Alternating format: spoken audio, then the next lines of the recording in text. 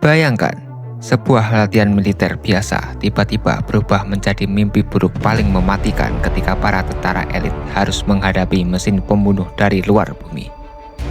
Inilah kisah brutal penuh aksi dari film terbaru di tahun 2026, yaitu War Machine.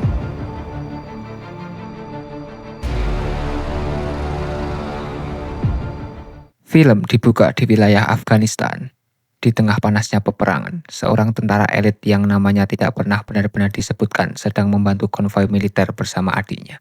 Kedua bersaudara ini memiliki impian yang sama.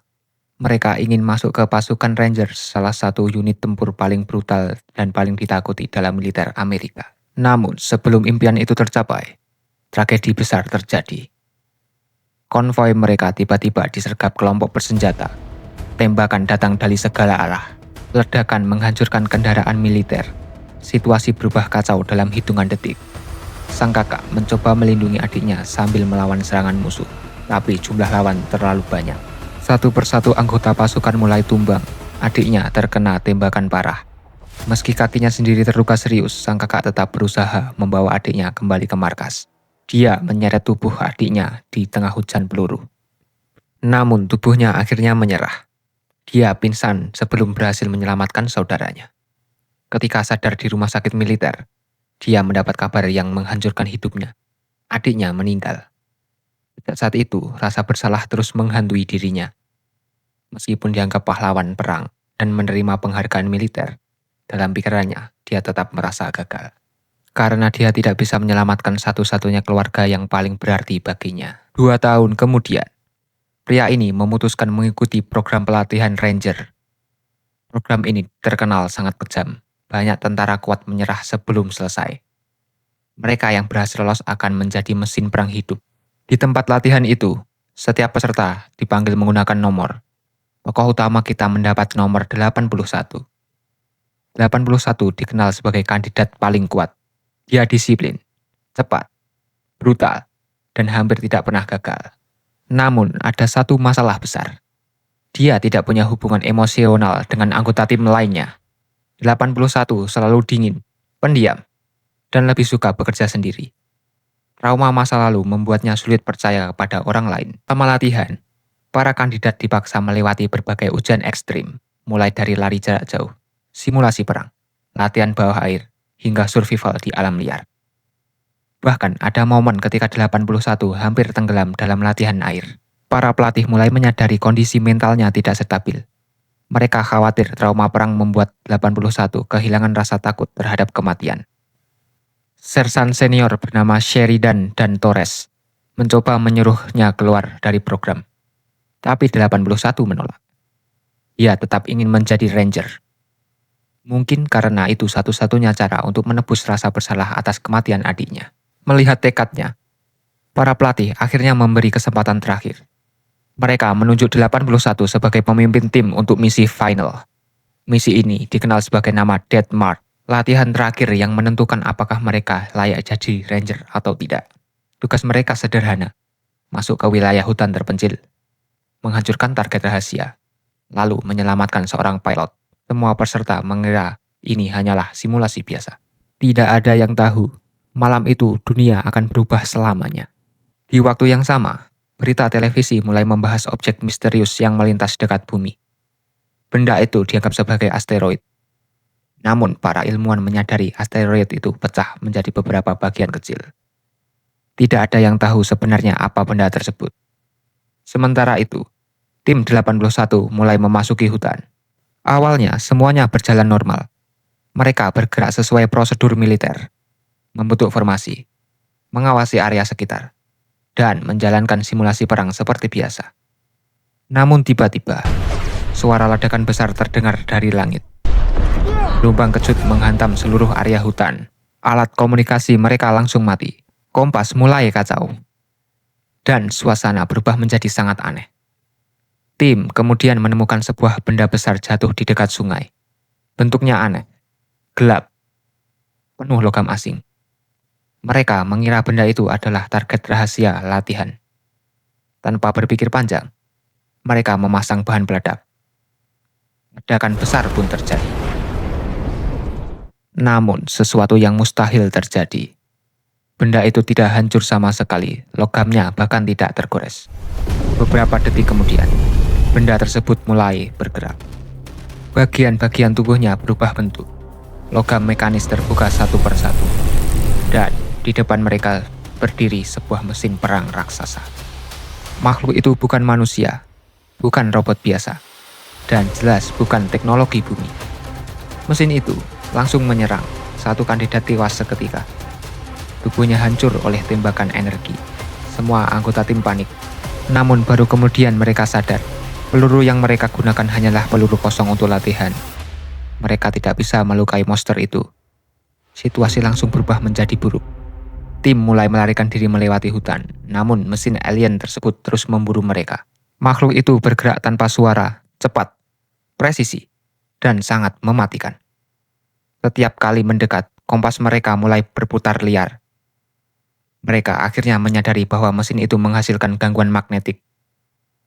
Itu menjadi satu-satunya cara untuk mengetahui apakah monster tersebut berada di dekat mereka atau tidak. Dalam perlarian, salah satu anggota bernama Tujuh mengalami cedera parah di bagian kaki. Tulangnya patah. Dia hampir tidak bisa berjalan. Namun 81 memaksa tim tetap bergerak. Kalau mereka berhenti, mereka semua akan mati. Perjalanan semakin brutal, satu demi satu anggota tim mulai tewas. Ada yang ditembak laser, ada yang dihancurkan mesin, dan ada yang tertinggal sampai mencoba melindungi teman-temannya. Di tengah tekanan itu, anggota bernama 15 mulai marah kepada 81. Dia merasa 81 terlalu dingin, terlalu fokus pada misi, dan tidak peduli terhadap nyawa anggota tim. Untuk pertama kalinya, 81 akhirnya menceritakan masa lalunya. Dia mengaku bahwa dulu dia gagal menyelamatkan adiknya sendiri. Sejak saat itu, dirinya berubah. Dia tidak ingin lagi terlalu dekat dengan siapapun. Karena semakin dekat dengan seseorang, semakin sakit ketika kehilangan mereka. Percakapan itu membuat tim mulai memahami alasan dibalik sikap keras 81.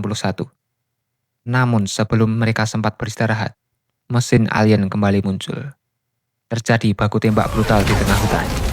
Mereka akhirnya menemukan kendaraan lapis baja militer. Di sana tersedia peluru sungguhan. Untuk pertama kalinya mereka bisa melawan. Seluruh tim langsung menghujani mesin alien dengan tembakan, peluru senapan, granat, bahkan machine gun berat. Namun semuanya hampir tidak berpengaruh. Armor mesin itu terlalu kuat. Makhluk tersebut tetap berjalan maju sambil membantai mereka satu persatu.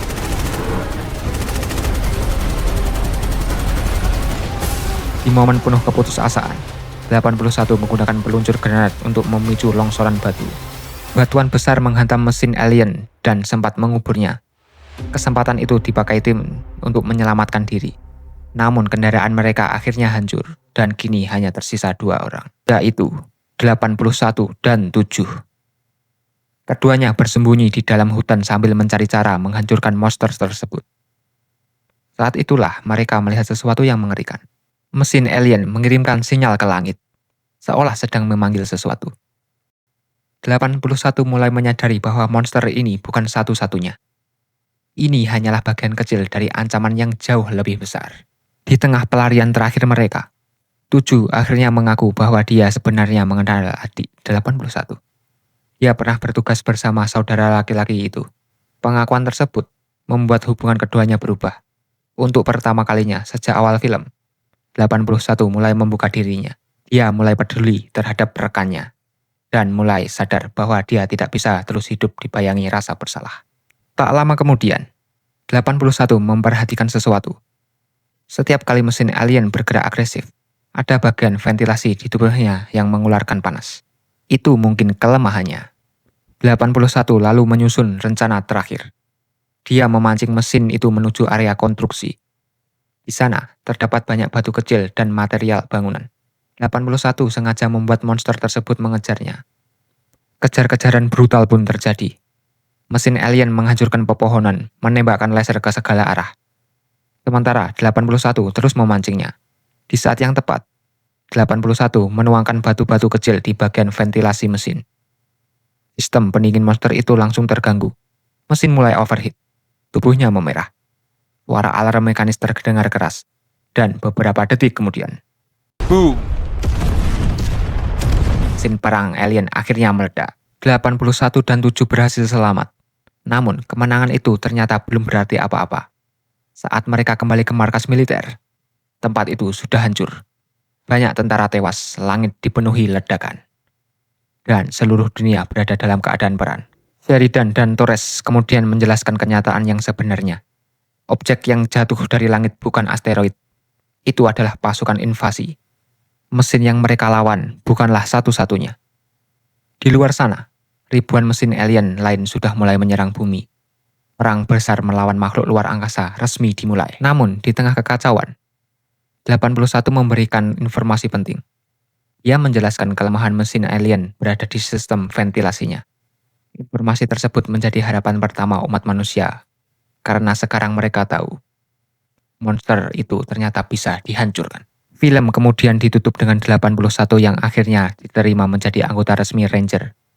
Dia mengenakan seragam tempur lengkap, bersiap memimpin pasukan menuju medan perang baru. Kamera kemudian memperlihatkan armada mesin alien raksasa di langit, tanda bahwa perang sesungguhnya baru saja dimulai. Dan di titik itulah film War Machine berakhir. Film ini menggabungkan nuansa survival militer dengan ancaman alien mematikan, membuat penonton terus tegang dari awal sampai akhir. Dan ending film ini juga membuka kemungkinan sequel yang jauh lebih besar. Bagaimana menurut kalian? Apakah manusia akan mampu bertahan melawan invasi mesin alien? Tulis pendapat kalian di kolom komentar. Kalau kalian suka video seperti ini, jangan lupa like, subscribe, dan share ke teman-teman kalian. Sampai jumpa di alur cerita film berikutnya.